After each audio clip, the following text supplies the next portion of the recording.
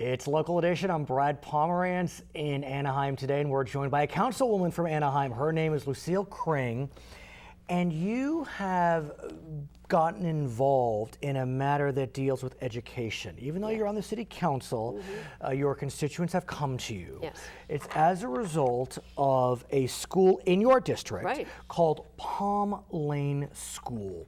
The school serves large segments of the Latino population in the region, and the parents have been upset about the performance of the school. Correct. Talk to us about what the parents had done in the wake of the school's purported failing performance. Okay, well, let me go back one step. Please. In 2010, Senator Gloria Romero was on the state Senate, and she came up with something called the Parent Trigger Law, and it was specifically for non-performing schools. So the parents would have a chance to get their kids out of this non-performing school and turn it into a charter school, or whatever the parents want to do. Because it's also very, very difficult to take your kid out of a school and have them transferred. We have 450 parents now who have asked to have their kids transferred, and that's another stumbling block. So we'll say out of Palm Lane. Not just Palm Lane, all of Anaheim. And so that's another difficulty. So Gloria Romero put this Parent Trigger Law into effect, and it was successful, was passed up in Sacramento. And so the Palm Lane parents said, our kids are failing. This is an underperforming school, and the stats from the state also said that this is a non-performing school. The grades, the percentage of math and English were below standards. And so even though they recognized it was bad, and the parents did. So the parents in 2015, they said, we're going to go and enact this Parent Trigger Law. So they went out and they got signatures. They got signatures of over 60% of the parents whose kids went to that school. And the key is, under the trigger law, the parents, the supporters, need to collect 50% plus one. And the law is very specific about what you can and cannot do in terms of who can sign. But the signatures appear to have been valid. And once those signatures were gathered, one would have presumed that the school was now triggered to accept it into a charter system. Well, that is wonderful on paper. Unfortunately, it didn't happen that way. Didn't happen, because we have 5 school board members, and they decided that no, they weren't going to go through with this. So they didn't care if the parents got the signatures, because they had somebody calling the parents and saying, well, I don't think this is your signature. Oh, yes, it is. I signed it. And they would go on and on. So because— And what's interesting, what you're saying right now, Councilwoman, has apparently been validated by a court. I'm jumping ahead, but I think it's important that our viewers understand that what you're saying apparently is not conjecture. No, this is gospel. Well stated, legal gospel at least, 2 lawyers talking. But the court found that the opponents of the trigger acted purportedly improperly by trying to invalidate signatures that were not invalid. So because they said this is not valid, so the parents took the school district to court. And it was a 6-day trial. As you know, that is a long trial.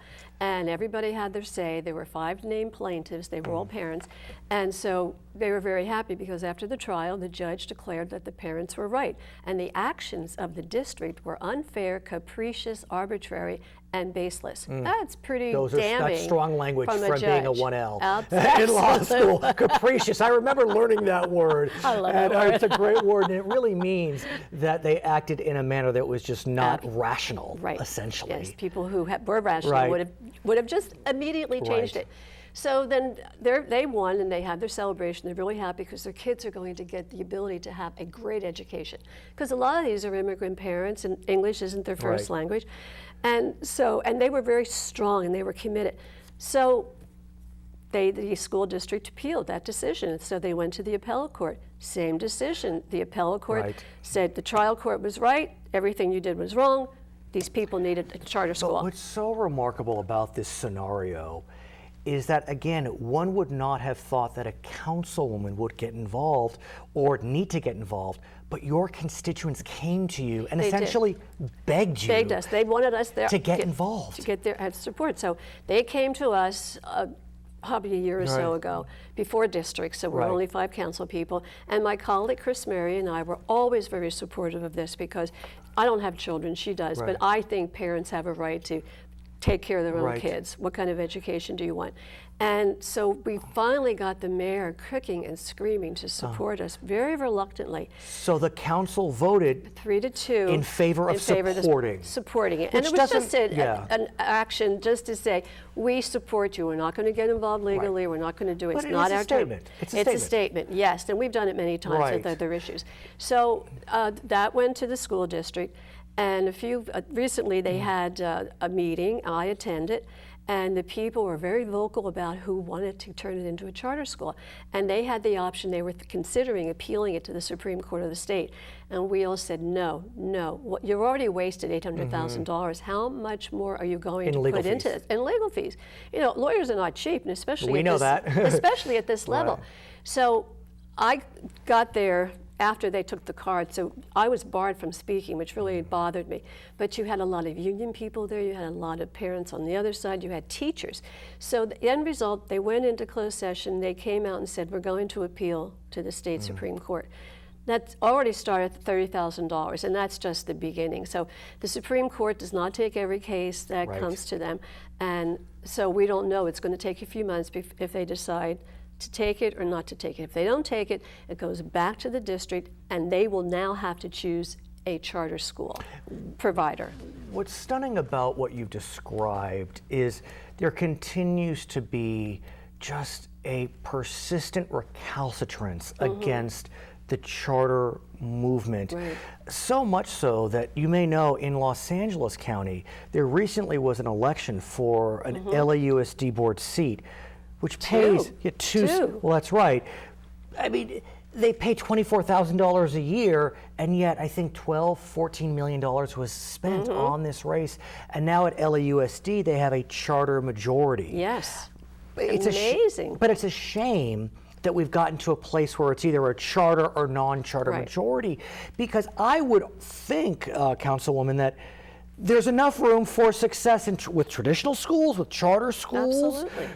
Private schools, parochial schools, it's all part of the panoply of choice. Absolutely. I'm sure there's some beautiful, great public schools in Anaheim. Oh, we do. We have some wonderful schools. We have Oxford, which is not a charter school, it's a magnet school. And you've got to work to get in there. You've got Troy and Fullerton, which is a fabulous school. Public.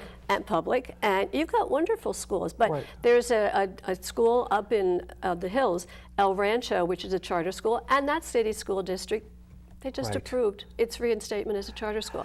But a lot of the unions, California teachers' unions, are extremely, extremely successful and powerful. The challenge becomes they're nervous about it because a lot of the charters are non-union. The benefits aren't quite as good. They don't have to be quite as good. And they can pick and choose the students, which is good and bad. Catholic schools do that. But the fact of the matter is the public schools are under the public.